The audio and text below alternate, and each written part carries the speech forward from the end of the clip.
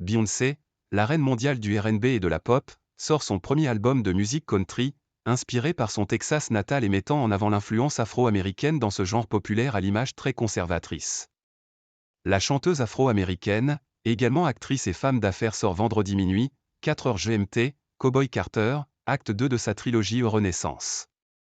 Née à Houston d'une mère de Louisiane et d'un père de l'Alabama, Beyoncé, 42 ans, est devenue fin février, avant même la sortie de l'album, la première chanteuse noire à classer un titre en tête des palmarès de la country, genre musical très populaire aux États-Unis et traditionnellement associé à des hommes blancs.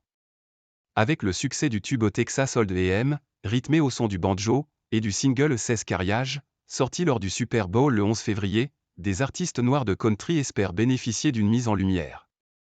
Depuis son premier groupe féminin de gospel et R&B, Destiny's Child, jusqu'à son tube de 2016 Daddy Lesson, Beyoncé, épouse du rappeur et homme d'affaires new-yorkais Jay-Z, Sean Corey Carter, a mis en avant son sud natal et l'influence de la country sur sa musique et son style.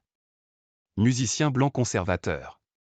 Ce genre musical a toujours imprégné l'œuvre de Queen Bey, dont le triomphe mondial bouscule les traditions d'une country plutôt associée à des musiciens blancs et conservateurs.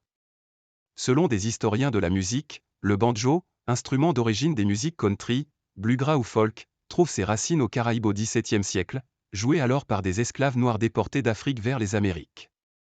Apporté dans l'est des États-Unis, le banjo fut repris par des populations blanches des Appalaches au siècle suivant. La country noire a toujours existé, mais des musiciens noirs ont été tenus à l'écart du genre. Chanteuse, autrice, danseuse, productrice, actrice, Beyoncé est aujourd'hui l'artiste la plus couronnée de l'histoire des Grammy Awards, récompense de l'industrie musicale américaine. Mais paradoxe, sur ces 32 récompenses, elle n'a jamais décroché celui du meilleur album. Une polémique sur le manque de diversité que son mari Jay-Z a réalimenté en critiquant le milieu de la musique lors des derniers Grammy Awards le 5 février. Beyoncé avait par ailleurs été victime de racisme en 2016 après avoir joué sa chanson country Daddy Lesson, lors des récompenses de l'association de ce genre musical.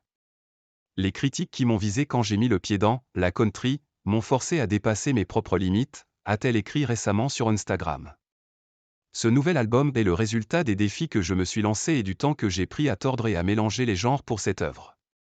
En 2019, l'une des chansons de l'année, Old Town Road du rappeur Lil Nas X, aux accents hip-hop et country, avait été retirée des classements country du Billboard, officiellement parce qu'elle ne comprenait pas suffisamment d'éléments de ce style.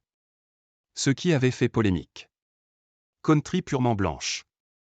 Dès qu'un artiste noir sort une chanson country, les jugements de valeur, commentaires et critiques volent en escadrille, a fustigé dans le journal britannique The Guardian la chanteuse de folk et de blues Rhiannon Giddens, présente sur le titre Texas Hold'em.